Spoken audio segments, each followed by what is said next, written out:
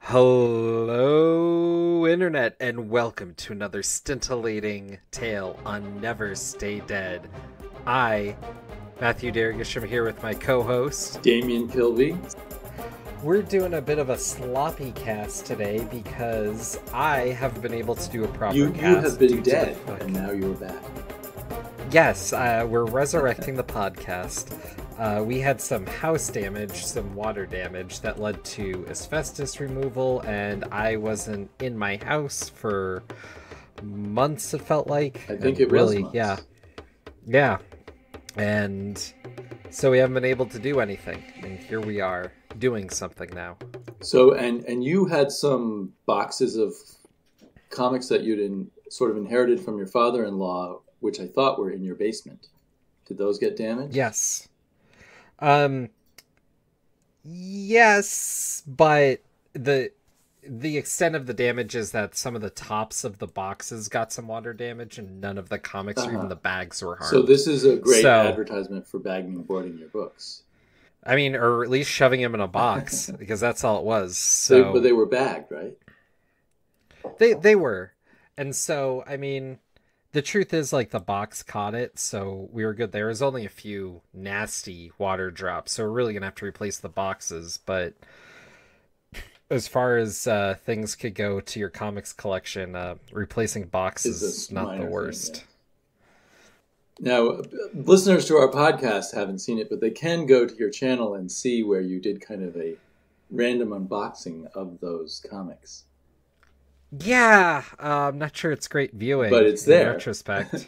So that I can talk about it and ask you, have you had a chance to read any of your father-in-law's comics since then? Since then, no, I haven't. We've only been back in the house a short while, though, and I've read very few comics. I only just caught up on my pulls, and I only today caught up on Ninja Turtles and Spider-Man, so... Which is key for you, so that's really... Yeah, those are my... If I'm not caught up on those, I'm not caught up on anything. Except I read everything else first, because I wanted to save those this time, but it was a different pile than normal. I have to confess, without having as much contact with you, I completely lose touch of what's going on with Ninja Turtles. Are they currently doing like a mini-series plus a regular series the way they used to be? They've been doing that. They've actually called off the secondary series as much, but there is one running. It's called Shredder in Hell. It's just been coming out more slowly than normal, but it's excellent. Oh, really? Well, maybe I should look for that. 2 issues I've read so far, I believe. There might be a third one. I haven't been to the shop in a little while either. So, and who's writing them now? Who's writing Shredder in Hell to start with? Shredder in Hell, I couldn't tell you off the top of my head. But the Turtles proper is still a mix of Eastman and Tom Waltz, and occasionally someone else. So do you think they co-write or do they take turns? I feel like it's more of a writer's room. Okay. Sort of vibe, especially because in the latest issue they did an oral history of their run that's written down, so it's not an oral history at all. So, well, a recording of an oral history, I guess. Yeah, that's transcribed. I don't. Yeah, geez, so far away from oral. The way that they were talking about it sounded like a loose collaborative process where different ideas would kind of get thrown around. And it was interesting hearing mostly Tom Waltz's comments because they lined up with how I was perceiving the series. Like, he said they only really started doing their own thing after a year of comics, that they're really just kind of amalgamizing what had come before in their comic first. And when they finally got the reins to really go off, they really did some fascinating things with the ideas. And hearing about all that, I don't know, it's been such an interesting series because it's not in a position to do what you do with Marvel or DC with that much history, right? But there's still multiple. Yeah. And the way that they've taken all and blended it and taken stuff that was really directed at really young kids to taking the dark and gritty stuff that was made for the edgy 80s crowd guys and merging all that together into a much more modern kind of sensibility for a comic has been. I still think it's the best comic on the shelves month in, month out. Now, so I am intimidated by it because I always feel like, well, I have to go back and read everything. Do you think there's some good jumping on points in the past? Yeah, issue 1. No, you really, I really do think you kind of have to. Yeah, no, and it is now a lot of stuff since that issue 1 of the current.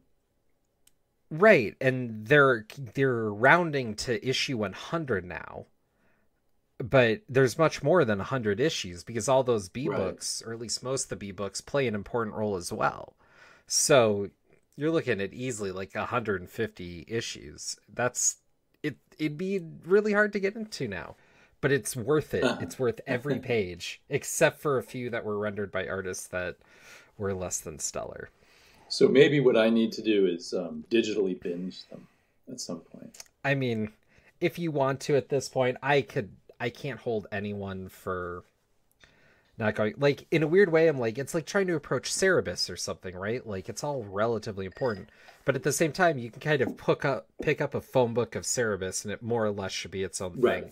Except for Church and State, right? Because that was 2 of the phone books. Yeah, I think, well, it's been a long time since I've really read a lot of Cerebus. But I think if you dive in there, you can mostly pick up what's going on. But they don't introduce characters when they show back up with a whole lot of explanation. Anyway, that's okay. Going into the weeds. Well, because I used to have the ambition that I would catch up with the Turtles, probably because back during that period where I did read them, they were probably just in the 40s or something by then, and now it's even more intimidating. Yeah, definitely. And oh man, I'll recommend it to anyone, and I've recommended in the past, but it's harder to recommend now because how do you dive in on something that large?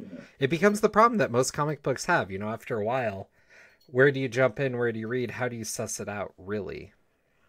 Right, although there are ways of writing comics that are more episodic, so that while the long-term reader can see the long-term arc of the characters, there's clear story breaks where people can jump in and out. Sure. Like I jumped in on superheroes, right? Savage Dragon, which has been going on forever, and I have an occasional glitch where I feel like I should know more about a character, but overall, I seem to do okay with that one. Yeah, that and Spawn have been having a resurgence, I was reading. Oh, really? I haven't been reading Spawn. I read Spawn briefly when Eric Larson was involved with it, but... That's funny. So you're just a big Larson fan. So you're going to be coming back to Spider-Man. Is he coming back? Is he coming back to Spider-Man just for one issue, or is he really coming back? I have a feeling it's for... Yeah, he's doing like a fill-in issue or something, I believe. But he's doing it. No, he's drawing it, probably. Yes. And I like his art, but I'm not super excited about his art on Spider-Man per se. I don't know. Huh. Really? Because I like the Kirby aspect of his art, in a sense. He's very Kirby-esque in Savage Dragon. Is he? I find. Okay. With the kind of balloon-like muscles and the characters sort of leaping off the page at you. And the other balloons?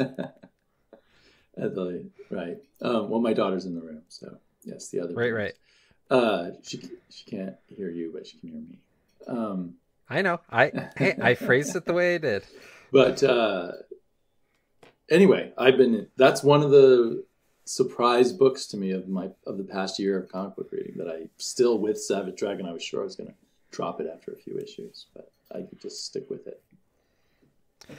Yeah, it's one that I want to read, but I started reading from the beginning and got to a point that I just dropped off. It's a mountain to climb, and it's not the easiest. I don't know if I like the earlier... I mean, I've tried Savage Dragon several times over the decades, and this is the first time it really stuck with me. So I wonder if I like it. I like what he's doing now better than what he was doing way back when.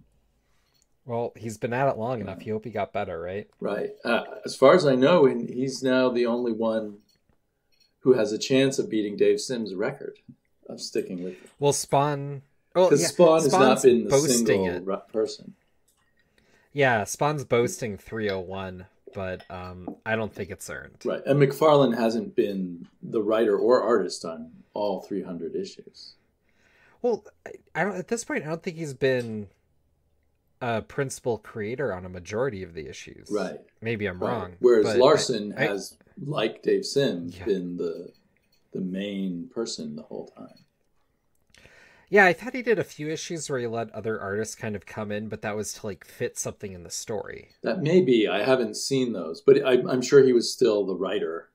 Right. And I believe he was having those artists do certain things for a bit. Maybe I'm mixing it up. I don't know the whole history of Savage Dragon at all.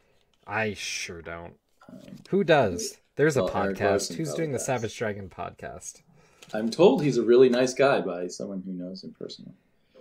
But anyway, that's also beside the point. The other thing that makes me think of you is that I've been reading, which to you is minuscule amounts of Spider-Man, but 2 currently monthly Spider-Man series, both of which are of limited run, though. And there's so many, you're going to have to name them. Symbiote Spider-Man and Spider-Man Life Story. And I've been enjoying both of those. Spider-Man, different ways for each one. Sure, they're very different books, except for being the same character. And both going to the past. Right. Well, yeah, they're both kind of, and maybe that's why I'm reading them. They both play on nostalgia in one way or another. So I'm more curious actually about Symbiote Spider-Man, because I'm actually surprised you like that, because you're not a big Peter David fan, and that is maybe I'm a little Peter David fan. I mean, I always have liked Peter David, but I don't follow his work, if that makes sense. I don't go to any effort to follow his work normally. When he comes up, you enjoy the issues. Right, and when I was looking through previews, I saw Peter David is doing a new Spider-Man series. That would be a good Spider-Man for me to read. I know he also did, I think, when they revived Spider-Man 2099, and I was almost tempted at that point, but I was very shying away from Marvel at that point also. And did he also do Scarlet Spider quite recently? He did, in which the Slingers came back for a while, so I was elated. No, we'll have to, which episode of Untold Tales can they learn all about the Slingers and your love for that? Because our listeners who aren't listening to your other podcast might not. I will have to look it up. Well, anyway, there was a podcast that Matt and his partner Kane did that was really great. That was an interview with the creators of the Slingers. It was amazing you could dig them up even after all this time. Episode 23 and 24. So we reviewed the books, of which wasn't fair to Kane, because there's no way I'm fairly reviewing Slingers. It's a favorite from my childhood forever. And then I got the 2 principal creators on an interview and talked through it, and I learned things about the book that I'm relatively sure had never been said publicly. So if you care about Slingers from the 90s... And so then those Slingers appeared in Scarlet Spider or Spider-Man 2099? In Scarlet Spider, they've also had random appearances throughout Marvel, but not together for the longest time, with the exception of one frame in Gravity #1. Haven't even heard of Gravity. Oh, Gravity is a great miniseries by Ted McKeever. Oh, really? I believe that's how you say it. That was trying to do a new teen superhero, hitting all the benchmarks and standard stuff, but having a good time with it. It's a fun little read. It's like 6 issues, if memory serves. Is this from the early 2000s? Yes. When I was paying very little attention.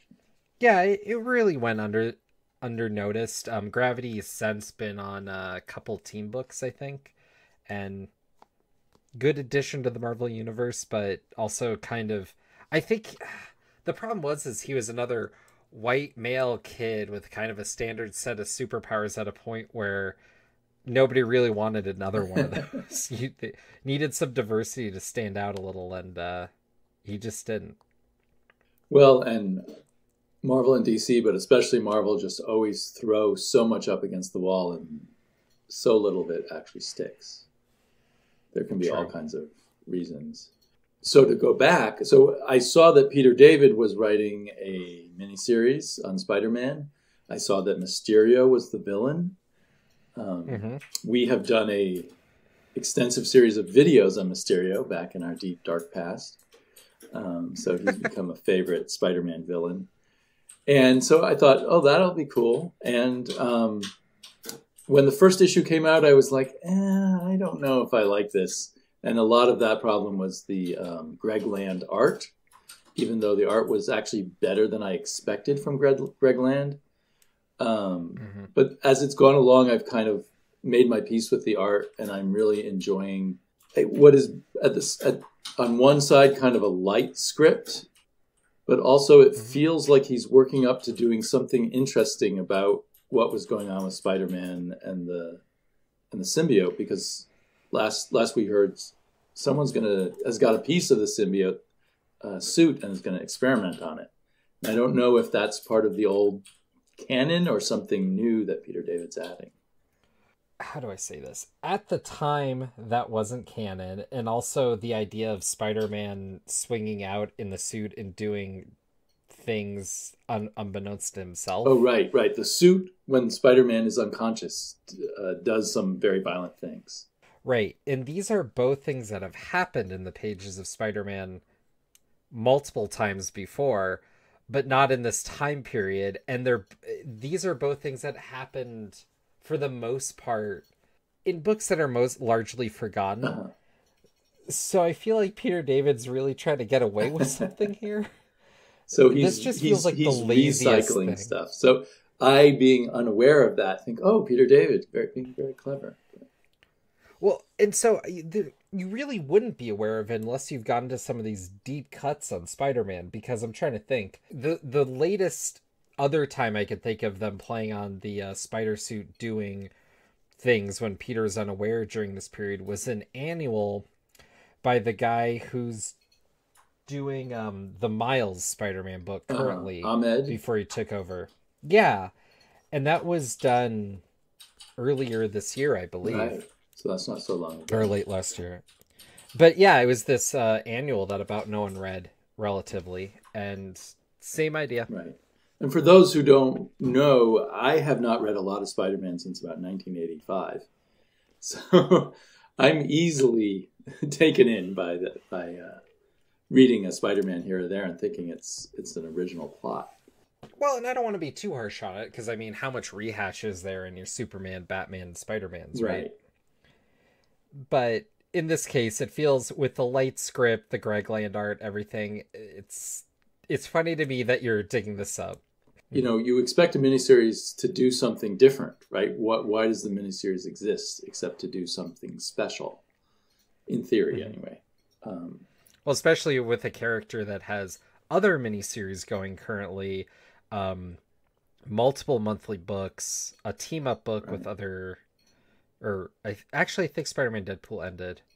And it's just generally around that much. You'd expect a miniseries to have, a certain weight to it. I feel like, in a way, Spider-Man's having he's always been very popular, but maybe an extra boost of popularity right now. Definitely.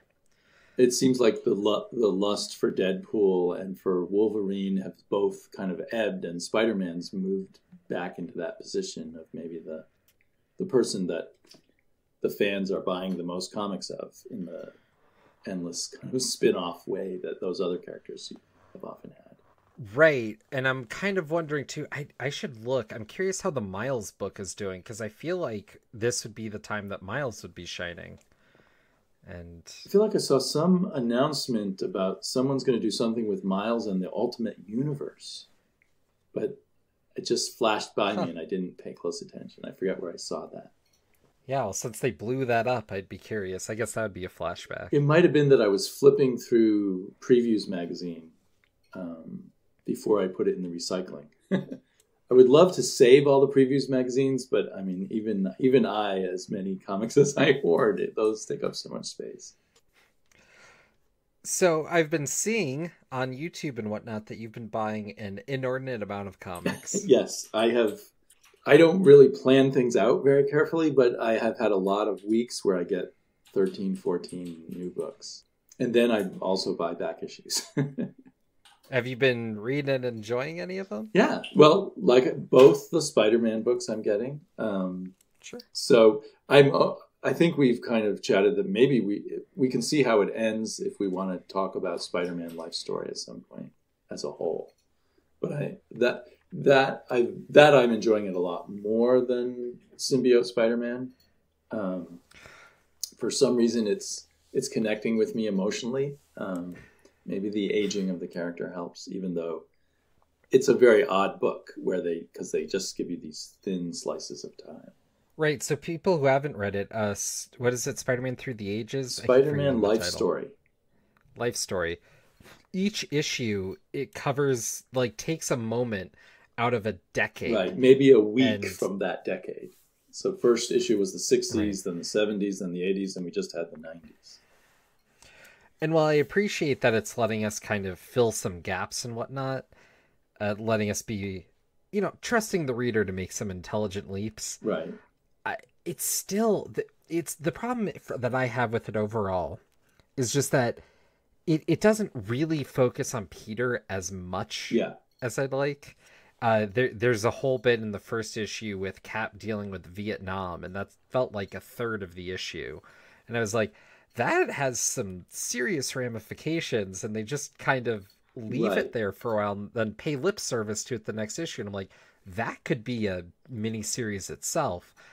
And then a disenfranchised Mr. Fantastic, that could be a whole thing. And I'm like, there's all these great ideas of, like, merging Marvel comics to, like, some of the more poignant points of history and dealing with actually aging characters, because I feel like that's a big component. And it has a bit of a feel of a to me a Kurt Busiek comic, both Marvels, that thing that was showing Marvel through the ages through the eyes of the photographer, and then Eye of the Camera, the sequel. I haven't read Eye of the Camera.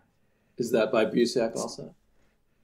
It is, though the art isn't Ross. Okay, that's probably also came out at some point when I wasn't paying attention to Marvel. And then I love Busiek's Astro City, which I think builds upon what he started in Marvels, really, as a looking at superheroes from all these different angles.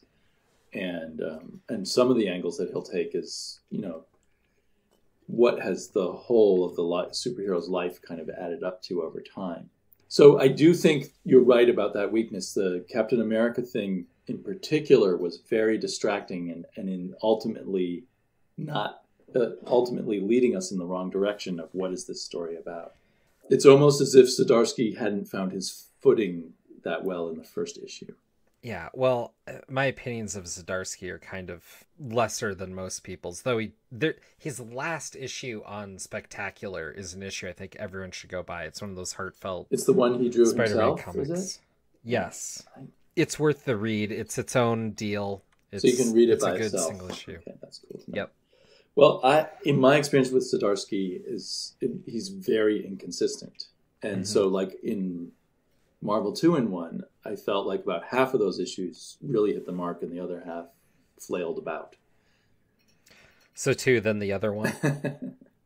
I want to go back a little bit to say, like you were talking about Astro City. I think one of the bigger crimes as far as printing goes in comics is that Astro City is relatively hard to find, and that some of those trades are collector's items due to their rarity. And is that maybe due to Astro City moving around from publisher to publisher? Maybe, I don't know, but yeah, they should all be in print. Maybe. I mean, they are some of the best. Like Strangers in Paradise, you can find, and that went between 3 publishers, 4. But Strangers in Paradise is now self-published by.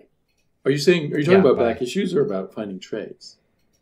Trades. Yeah. So, Terry Moore can keep the trades in print because he is the publisher at this stage.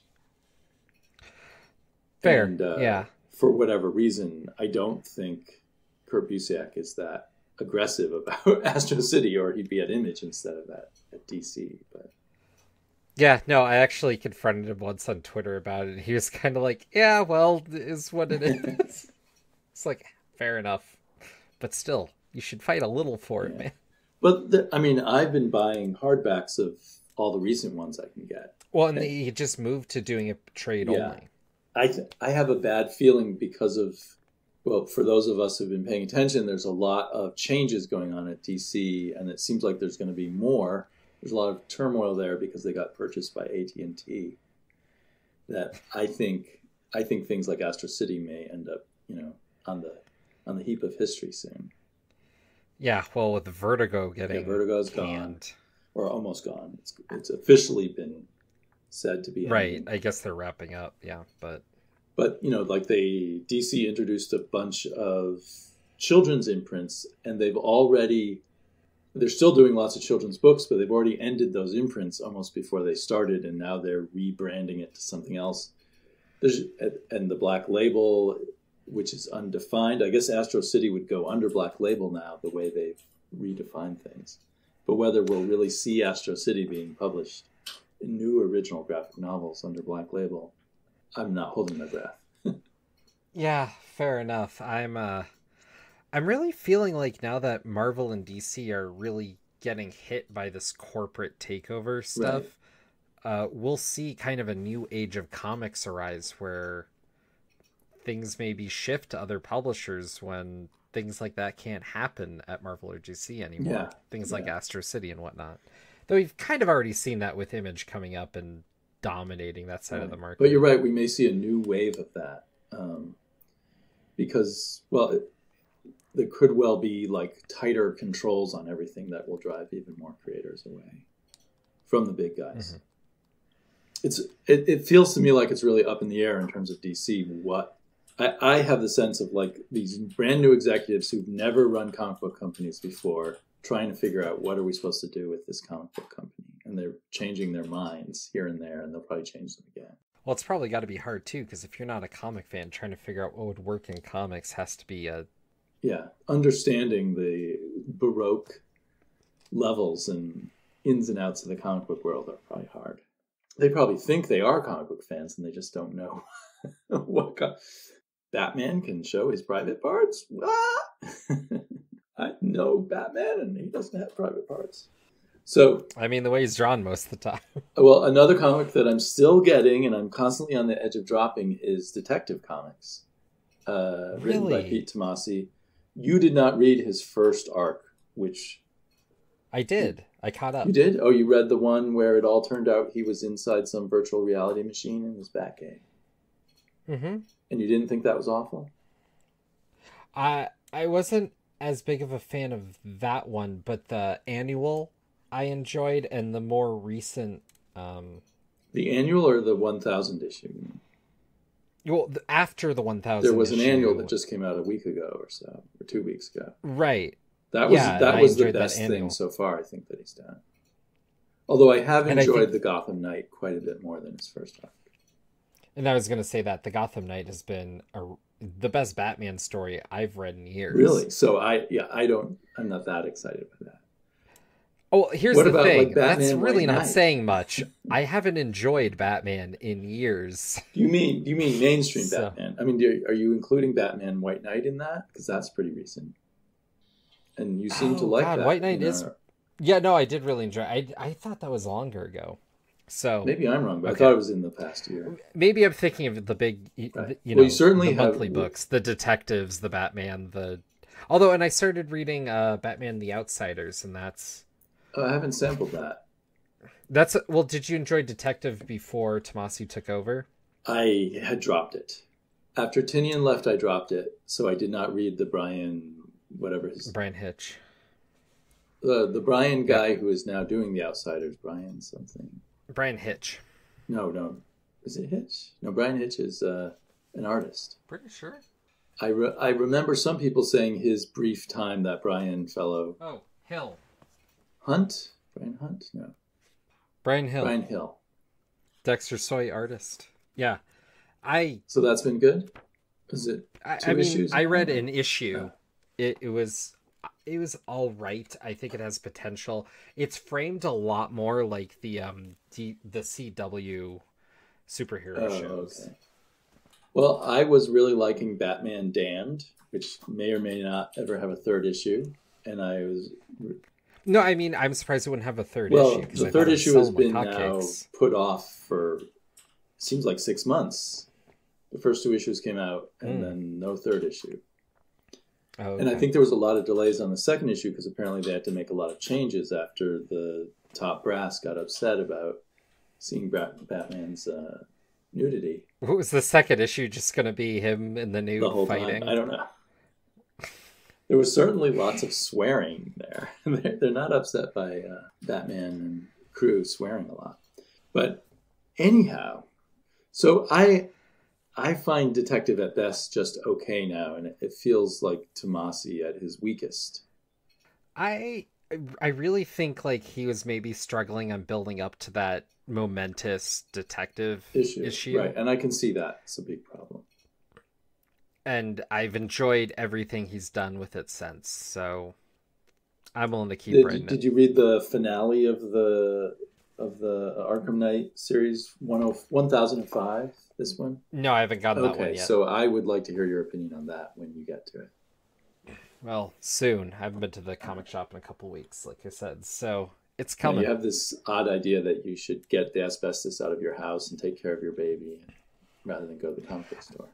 I still here's the sad part. I didn't go last week because the last time I did go into the comic shop, my shop owner special ordered me a copy of Hooky, which is a Spider-Man special that I was reading for the Spider-Man podcast, and I couldn't find it anywhere. And so I didn't get to finish it because it's like a 90-ish page thing. It's its own little graphic novel. And he said, have you finished it yet? I was like, I'm in the middle of it. I haven't finished it. And he gave me so much crap, and I didn't have any time to finish it before just earlier today. So I was afraid to go back to the shop until I finished it. The pressure from your comic book store. So much pressure. You have no idea. Well, for me, it's been an interesting, 3 or 4 months in the sense that for a while I was getting no Marvel. And now I'm getting those 2 Spider-Man books. I jumped on Immortal Hulk, and I'm kind of in love with that. That does sound more like your kind of thing. It's a bit Vertigo-ish in the old kind of Vertigo takes when Vertigo would take a DC hero and do something different with them. And this is taking the Hulk and really pressing heavily on the Hulk as a horror comic.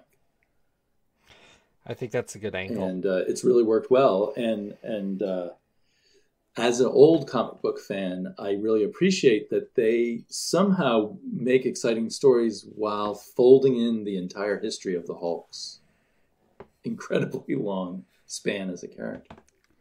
So we get callbacks to, what's he called? The Gray Hulk. That was Joe something. Oh, Joe Fixit. We get callbacks to Doc Samson and different kind of creatures that the Hulk's met over the years. So sure, and that's a very hard. Most writers seem to only way they can handle things is throw everything out and try not to deal with the past too much to write good stories. Or if they try to deal with the past too much, the stories get bogged down. But the Immortal Hulk remains very light on its feet.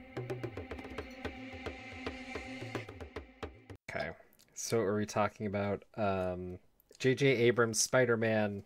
Not excited about that. I'm not excited. Is it a miniseries? Have they announced what it's going to be? Yeah, it's going to be a miniseries, and like you said, it really sounds like J.J. Abrams will be plotting a little bit with his son, then his son will actually be scripting it, and we'll see how that goes. How old is his son, do they ever say? Is he a true grown-up, or is it like my teenage son gets to write a comic? Yeah, it looks like his teenage son gets to do that. I mean, there can be exceptions to the rule, but generally, I don't want to read teenagers writing. It's less that he's a teenager for me, more like he happens to have a famous dad, so he's getting this incredible opportunity that people would... it's not even just the unfairness. It's just like, why? Why should I care? Why am I buying because Marvel this? is gambling it will sell comics. That's pretty much it. And maybe this is a favor to J.J. Abrams that will make him happy and do more Star Wars movies or do more whatever movies Disney wants him to do. I mean, that's really, building up a cynical idea about it, but it's possible. So, so is there a standout Spider-Man series, or just you're enjoying a bunch of them and then some of them you're not enjoying? I mean, I'm enjoying most of them. Amazing really took a downturn for me recently. Spectacular's been, or not Spectacular, Friendly Neighborhood's been all right. Is Friendly Neighborhood Tom Taylor writing? Yeah, he's usually a solid writer. I enjoy the Miles book. Okay. That's been good. Saladim Ahmed or something like that is that writer's name. Yeah, I've only read his Black Vault, which I enjoyed. Well, so, and between Turtles and Spider-Man, do you have time for any other? And you're reading Batman Detective Comics, which may or may not have. Yeah, so Detective, Batman the Outsiders. I get Wonder Woman. What else do I get? I get Hot Shots, which is the Domino book, which is also Deadpool the way I like him in a book. And I mean, I've been reading, but I've actually been finding more joy in maybe thinking about trying to cull down my list, though pretty much have it culled down to a happy point. Right. And reading more older stuff, because even if I wouldn't have liked it as much, I enjoy reading it as a unit in a trade or whatever. Yeah. Much more. Well, and maybe that's what you should think about, some of this overkill on Spider-Man coming out right now, that half of it you can just read in trades later if you hear it's worth reading or something. I could, but we're covering stuff. Oh, you're covering newer stuff now in Untold? Well, it's for the Patreon. Oh, I see. The stuff that I don't see. Yeah, I don't know. I've kind of reached a point where it's less, for those books, it's less the trade or not. It's more just some of these books I genuinely just don't enjoy. And I should probably just put down. I'm trying to think, like, Paper Girls is almost over, right? Yeah, one more issue, I believe. The penultimate issue just came out. I'm enjoying it, but I also feel like I have to go back and reread it to figure out all the ins and outs of the time travel now. Yeah, I think that's a book that will do better in a reread, potentially. Though I'm glad it's over, though I'm curious to see, because then we don't have the Brian K. Vaughan book. Yeah. No Brian K. Vaughan.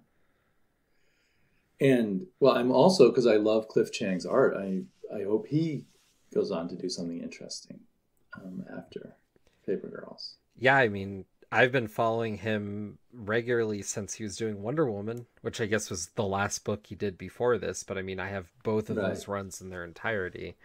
So that's a lot of his work. Yeah, I just got the Wonder Woman omnibus, I think. Yeah. So I double dipped on that. Okay. That's a book that is worth a reread, I feel. That's a great Wonder Woman run, but I feel like you really need to read the entirety of it, because I know there's Right, it really is all one story. It's about 38 issues. Not as bad as the Turtles, but in terms of length. Right. But I mean, it's one big epic story, which fits Wonder Woman so well that she so rarely gets that kind of a treatment. Well, I think Brian Azzarello was felt free to muck around with Wonder Woman in ways that everyone else feels inhibited about. That's fair. They could really do so much better with Wonder Woman if they just let the creators not be so bogged down by the history, but just tell these epic stories using the Pantheon instead of trying to use the cheetah 50 million different ways. Very true. And I think that Azzarello run made a very wise choice of not even dealing with Wonder Woman as a superhero, just dealing with all kinds of other aspects of who Wonder Woman is and where she comes from. It really wasn't about superheroics. And it didn't really deal with her as a feminist icon. True, it didn't. It dealt with her as an inhabitant of a world of mythology, and also had, in a little bit like the Immortal Hulk, took a bit of a horror angle of all of that. There's a lot of horrific stuff that goes on in Greek mythology. Yeah, I kind of wonder if that is just playing Greek mythology with actual images, or if that really is a horror bend. Well, I think like the very first issue starts with some kind of god traveling by coming up through someone's body or something. And to me, that I'd have to go back and look at it. Some character comes out of the body of a horse. That's what it was. So that kind of set the tone for me of this kind of slightly disturbing mythological world. You know, I remember at the time I had to be talked back onto the book. So many people are saying, this isn't Wonder Woman. This is... right. But it's a good book. It's a good book. It may not be the most Wonder Woman of them, but... Well, in my opinion, it's the best book in terms of the 38 issue story of the New 52. And there might have been individual issues that were great in the New 52 also, but I don't think anyone else had such a good run in the New 52 as Brian Azzarello did with Wonder Woman and Cliff Chiang. Yeah, if memory serves, the only ones that would be up for contention that I've heard people talk about would be Batman and Robin. Yes, that would probably come in second for me. I, Vampire. Yeah, I, Vampire would be maybe number 5 or 6 for me, but yeah. Yeah, it was a favorite for a lot of people. I liked it, but I didn't think it was quite as great as some people did. No, I think the Wonder Woman run is about the only thing I'd reach back to the New 52 for, which, considering how much of the New 52 I own, is a depressing statement. I got both of those year-long Batman books every issue, and Batman Forever, and what was the other one? Anyway, Eternal. Batman Eternal, yeah. So did I. And now that's a box that I feel like I can get rid of. And I don't think anyone wants it. So I feel like I just have to take it to the thrift store or something. There you go. I mean, I don't even want it. I feel like I would be cursing a friend if I gave that to him. You know, 52 issues leading to nothing, in a sense. Who was it after all that? Who was the bad guy? I don't even remember. Well, because the bigger part was they had it built up to... Something like it sounds right. I thought they were building up to it being Calendar Man or something. Then someone figured it out online with a million people guessing. Someone had to guess, right? Yeah. And then they changed it. They changed the ending because someone guessed it. What a dumb thing to do. If no one can guess your mystery after 50 issues or whatever they were at then that point, you probably haven't done it right. Yeah, you wrote it poorly. They should be able to guess it. Yeah. Which might be part of the problem with trying to do Batman detective, like true detective stories in the serialized format, where you break it up over 6 months at least every time. It's like people are going to be guessing because they gotta, and they're going to. So does the format really support that idea? I guess with the internet and stuff, that makes it harder because if in the old days, if someone guessed what was going on, it's not like they were going to tell everybody. They might tell 1 or 2 people. Everybody guesses for every book now. There was the Spider-Man Hunted event happened. There's all this conjecture and guessing about what was going to happen. And, you know, some people got close and some people were pretty far off the mark. Yeah, well, with Batman Damned, I was trying to guess what was going on. And I don't know if I'll ever find out. But I am also, actually, the other Batman I'm enjoying, much to my surprise, is Batman Last Night on Earth, which is just 3 oversized issues. And only the first issue has come out by Snyder and Capullo. And I've stopped reading Snyder for a long time, but I just thought I'd jump on it. And it's the wacky Snyder, but it works because this is post-apocalyptic. So it's like Batman meets Mad Max. And maybe also meets the Image comic Headlopper. I want to read that book, but I can definitely wait for a trade on that one. It's beautiful art, which makes it kind of a shame that it's in this prestige format where you can't spread it open. Hopefully there'll be an oversized hardback of it someday, because I think Capullo is taking more time to do it, so it's really kind of, at least judging by this first issue, Capullo, firing on all cylinders. I wonder what he's going to go to next. That's a good question. I mean, he is one of the biggest stars in the superhero comics right now, so you would think he can do anything he wants. He did that Reborn book, which I guess is due for a sequel because it didn't really end. That's true. The art in that was nice, but it seemed like kind of a waste of his talents because it was just sort of a so-so fantasy story. Right. But I think, artists now do books with Mark Millar, or Miller, however you pronounce it, because they get the Hollywood money out of it. So hopefully Capullo got a lot of money from that. He can just do what he wants. Although I have a feeling since he's still doing Batman, he's still interested in the money. I'm sure, but I'd love for him to do anything else. I'd love to see him teamed up with some other writer than Snyder, too. And then Mark Millar. I don't want to see anyone with Mark Millar. Feels like a waste anymore. Yeah. Well, in my mind, he produces okay comics with superstar artists. I think that's part of the problem is if those artists weren't on those books, would they be half as good as they are? Yeah, no, it's the artist really is carrying the weight in most of those books. I've been liking a lot of indie books that kind of come and go pretty quickly. Like this thing called Gunning for the Hits just ended. It was 5 issues or 6 issues. Oh, cool. 6 issues. And it was about the music industry in the 1980s, late 80s, when everybody was switching to CDs. The person writing it worked in the industry at the time, but he makes his character a mercenary or something who uses his gun every once in a while to persuade people. That was a very fun read, and I'm really liking a lot of Ahoy comics. I don't know if you've touched those at all. They do short series, which they then plan to come back to. So you may have heard they did one that was kind of a take on Batman called Wrong Earth. That was really good. They had one that was kind of like Anthropomorphic Cats meets Star Trek, which, as bad as that sounds, was quite good. It was called Captain Ginger. And this one I'm holding up is called Bronze Age Boogie. And it's on issue 3 right now. And it takes takeoffs on things from the 70s. And you time travel between 1975 AD and 1975 BC in the actual Bronze Age. And we've got kung fu people and blaxploitation women fighter, kind of like what was the famous blaxploitation actress?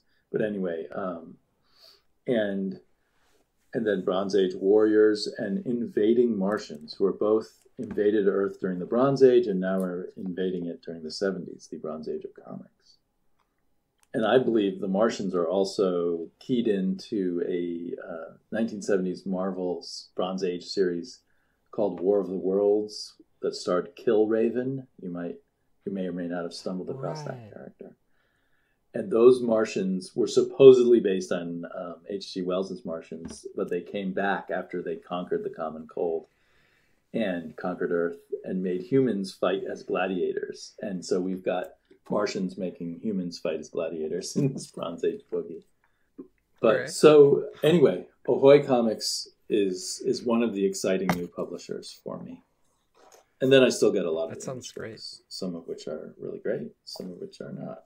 And did you hear about Peter Cannon Thunderbolt, this miniseries that Kieran Gillen did? No. That was billed as and exactly was a sequel to Watchmen. Oh. And I don't even know how to describe it entirely, but because Peter Cannon Thunderbolt is the character that Ozymandias was based on. All right. And so in this world, Peter Cannon Thunderbolt discovers someone has created fake aliens and created a crisis on Earth that's bringing the countries together. And he eventually discovers it's a Peter Cannon from another dimension who's been going around and doing this in every dimension. So the Ozymandias-like character, at least in one dimension, has become like Ozymandias in The Watchmen. And then he's battled by this other version of himself. But the story kind of breaks down right at the end where our Peter Cannon, the good Peter Cannon, becomes kind of the mouthpiece for Kieran Gillen almost directly and talks about not wanting to do deconstructivist stories anymore and how we have to move past that instead of repeating ourselves over and over again with deconstruction. In a story where the Ozymandias character has been repeating his scheme over and over in every universe and has become more and more evil as he's done it. And our hero, Peter Cannon, discovers he can travel through universes by creating 9-panel grids and just traveling through them. And then he uses a 9-panel grid to destroy the evil Peter Cannon. So it's really kind of bizarre. That is surreal. And it's a deconstructed comic that ends with saying we've got to stop doing deconstructed comics. It sounds better than Doomsday Clock. It's taking the opposite. I mean, Doomsday Clock, I don't read Doomsday Clock, but you might say Doomsday Clock is trying to reconstruct the Watchmen as part of a regular universe. Yeah. Yeah, whenever it finishes. Yeah, no. Have there been any other highlights lately? One of the biggest highlights, which I think a lot of other people, at least that I see on YouTube, are agreeing with me about, is, or I'm agreeing with them, is Ice Cream Man, which is a kind of episodic horror book with this recurring Ice Cream Man character that causes horrific things to happen.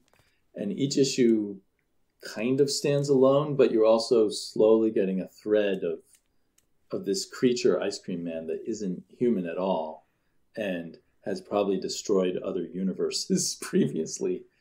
And perhaps, there was even a hint in the last issue, perhaps has created our Earth from a kind of arc from a previous Earth in another universe, although I'm not sure if I'm misunderstanding that. But most of the stories are kind of surreal horror stories taking place in suburbia and that kind of thing.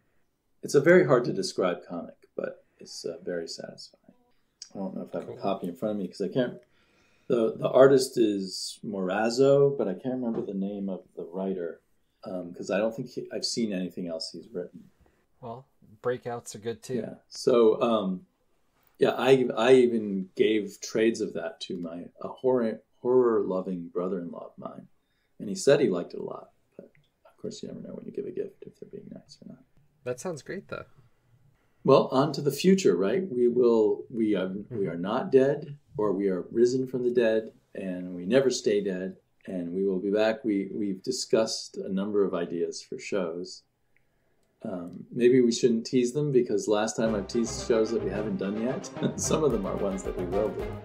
Yeah, no, we're planning on it, but this is to get something out and then get back on track. And it may be that our show evolves and we do a few more shows like this. We don't always have a focus on just one book, but we can see what we feel like doing. Alrighty. Well, thank you. And let's sign off and look forward to the next. Okay, everyone, come back when next we're not dead. Woohoo!